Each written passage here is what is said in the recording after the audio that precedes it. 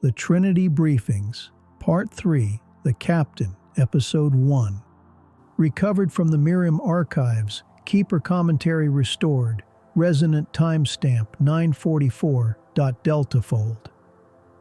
The hall resonates with a low harmonic swell, a slow pulse of bioluminescent light, and the scent of ozone and mineral vapor mingles with the warmth of star metal walls. Keeper.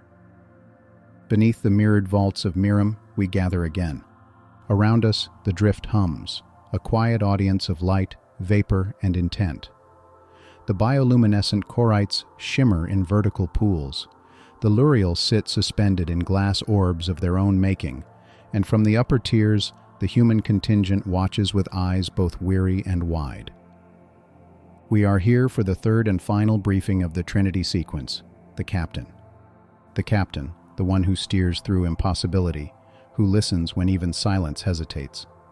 The final element of the triad. The Keeper remembers. The Wanderer moves, the Captain chooses. In our archives, we find his many names. In Federation records, Captain I.N. Cassidian, Interstellar Navigator, Cassidian class.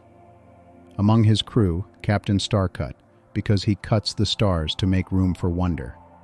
To the Wanderer itself, our living vessel, he is Tone Warden Prime, the one who dares to steer silence into song.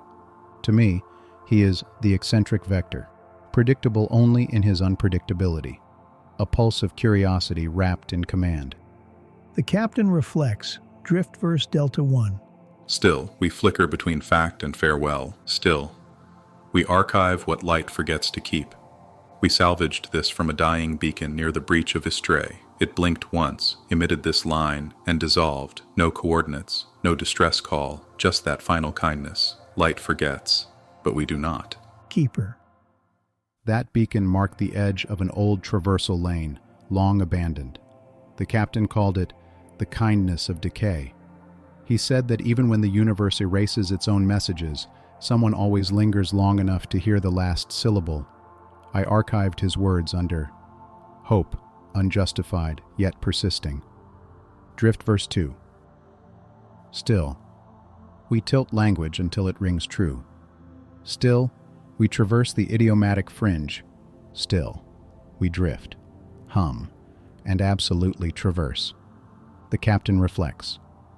This was after the Idiomari delegation. Their language was made of stolen Earth cliches, and every conversation felt like a punchline we weren't in on. But somewhere in the puns and metaphors, I heard truth. Bent, yes, but ringing clear. Laughter that sounds like bells in reverse and faint chatter dissolving into reverb fill the hall. Keeper. The Idiomari taught him that even distortion carries meaning. He said, if truth bends far enough, it becomes music. The Wanderer hummed in agreement. I, perhaps reluctantly, did too. Drift verse 3. Still, we forget what silence once meant. Still, we learn its new language anyway. The Captain's reflection. We used to fear silence, treated it like failure, like absence, but on the outer verge, the silence spoke, not in words, in pressure, in pull. He understood what most captains never grasped. That silence is not empty space, but expectation. Every silence yearns to be understood. Drift verse 4. Still, we descend into the song that shouldn't be sung. Still, we rise in the echo of its refusal. The Captain's reflection. We encountered this verse while decoding an off-chart pulse anomaly near Drexel's wake. The verse came encoded in a recursive harmonic, repeating every 144 seconds. The Wanderer blocked transmission, said it wasn't meant for the Federation. The Captain sang it anyway, softly, beneath their breath. The pulse calmed, and for a moment, so did the wake. Keeper. The Captain disobeyed protocol and saved us all. The Federation would have called it mutiny. The Wanderer called it faith. I called it necessary. Personal reflections from the Traverse. The Captain on the Orevan Choir. They didn't speak, not in the way we think of speech. They breathed in chords. Every exhale shimmered across our weave lattice in a language older than noise. I remember standing beside the console, our own breath sinking unconsciously, and the crew falling quiet, reverent. The choir didn't ask us questions. They sang what we might have become had we never forgotten how to listen. When we left, I swear I heard a farewell in minor seventh, just for me. The captain, on Thelene crown, gloaming verge. It looked like royalty wearing dusk as a garment. The crown floated there, regal and serene, not orbiting anything, but convinced the universe was orbiting it. I remember the crew went quiet as we approached, not out of fear, out of instinct. Even the Wanderer eased its pulse. There was something sacred about it. We weren't supposed to understand the Thelene crown. We were just meant to witness it, like stargazers listening for the sound of a sunset. The captain, on Virelian halo, painted reach. Ever walked through a memory that isn't yours, and it still makes you cry? That's Virelian. You don't see it. You feel it glinting around the edges of your awareness. The halo isn't just light, it's the feeling of light, trying to remember how it used to shine. I saw a ring once, just hovering outside the horizon veil. Then another, and another. The crew said they weren't there, but the halo knew. It showed me how every glow is also a goodbye. Captain's commentary, personal note, access level.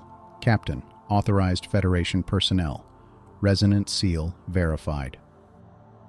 You want clarity? This isn't the place. We don't navigate in straight lines, and we don't deliver answers. We show up where the light bends wrong, where echoes ring out without a source. That's where the Wanderer hums loudest. If you've picked this up, hoping for coordinates, protocols, or sanity, you'll get none of those. What you'll get is a sense, a feeling, that something is out there, something watching back.